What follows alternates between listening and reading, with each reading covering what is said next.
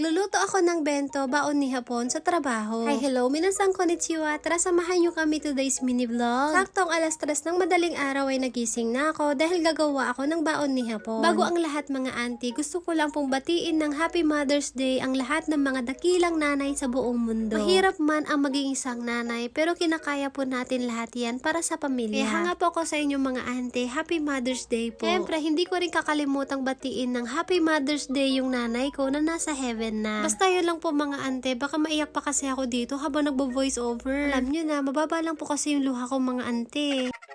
Ito na nga po mga ante, ang unang lulutuin ko nga pala ay magpiprito ako dito ng manok. Yung nilagay ko nga palang pampalasa ay salt and pepper, paprika at basil. Init na tong pan, kaya naglagay na ako ng olive oil tapos nilagay ko na rin tong manok. Pan lang muna natin at hayaan nating maluto. Sa paggawa ng bento ni hapon, minsan dito ako nauubusan ng powers mga ante.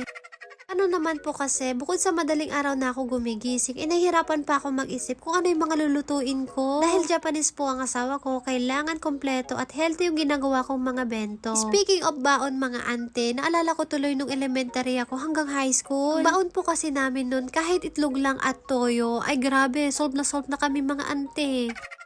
Parang nalagip ko lang kasi mga ante, napakalayo na kasi ng buhay ko ngayon sa buhay ko noon. Dati, isang beses lang kami kumain sa isang araw, minsan wala pa nga. Pero ngayon, pwede ko nang kainin at nabibili ko na yung mga gusto kong kainin. Alam mga ante, bakit kaya ganito yung mga naiisip ko?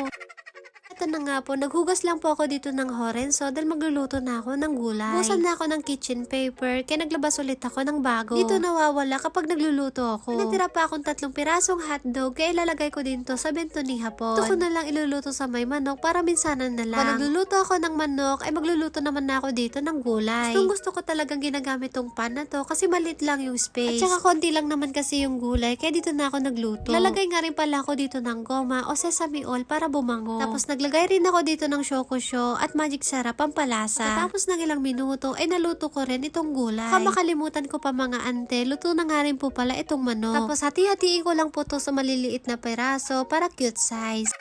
Naluto na nga rin po pala itong nilaga kong kalabasa. Tapos na ako magluto ng bento ni hapon mga ante, kaya ilalagay na natin to dun sa baonan niya. Ito naman po yung ginawa kong potato salad. May full ingredients yan mga ante, nandun sa isang video ko. Hindi po mga ante, simula po nung bago na tong baonan ni hapon, ay lagi niya na pong nauubos tong niluluto ko. Nuklukwan nakpay nga ron pang paminsan mga ante. Sabi niya sa akin, ay gandahan at sarapan ko pa daw yung luto ko. Baka demanding talaga nitong si hapon mga ante, samantalang kapag umaalis, wala pang goodbye kiss. Pero okay lang naman yun mga ante kasi alam ko naman kahit hindi sabihin ng asawa ko ay na-appreciate niya yung mga ginagawa ko. Ito na nga po mga ante, tapos ko na pong gawin itong bento ni hapon. Diba? Nagle-level up na tayo paminsan-minsan mga ante.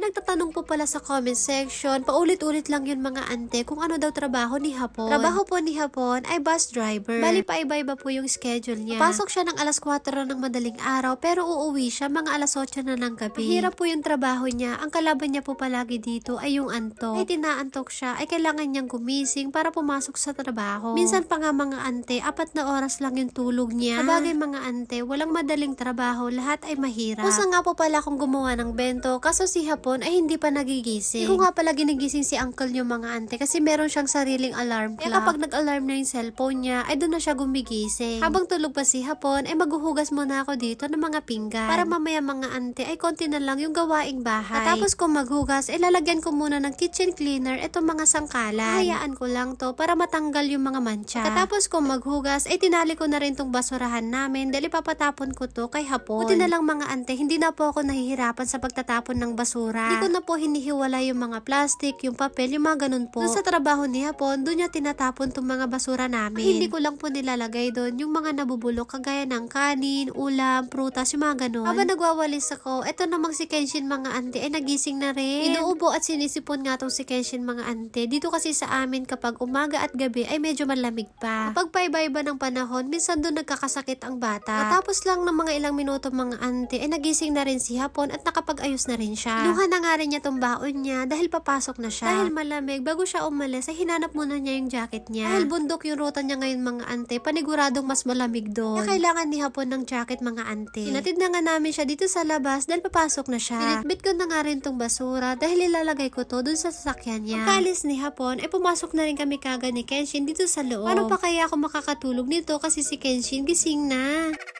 Lagyan ko na nga rin siya ng medyas niya para hindi siya lamigin. Kaya ko na nga siyang matulog mga auntie, kaso nga lang sabi niya manonood daw siya ng TV.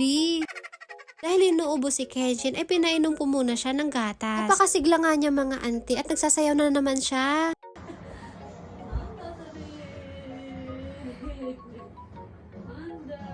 Mag-alas 5 na nga ng umaga at inaantok na ako. Matutulog sana ako sa kwarto mga ante, kaso si Kenshin ayaw niya. Sabi nga ng anak ko, matulog daw ako dun sa sopa. Kaya dito na lang ako hihiga, ewan ko lang kung makakatulog pa ako mga ante. Hindi kasi ako nakakatulog kapag may maingay. Alam nyo ba mga ante, kahit pagod ako, konting yakap lang sa akin ng anak ko ay nawawala na. Hirap maging housewife, hirap maging nanay, pero kahit mahirapan man tayo, ay kinakaya natin yun para sa mga anak at pamilya natin. Kaya saludo po ako sa lahat ng mga housewife na kagaya ko. Lang po, Happy Mother's Day po sa lahat ng mga nanay sa buong mundo. Believe po ako sa inyo. Maraming salamat po sa panonood. Thank you for watching. Sayonara and Bye-bye!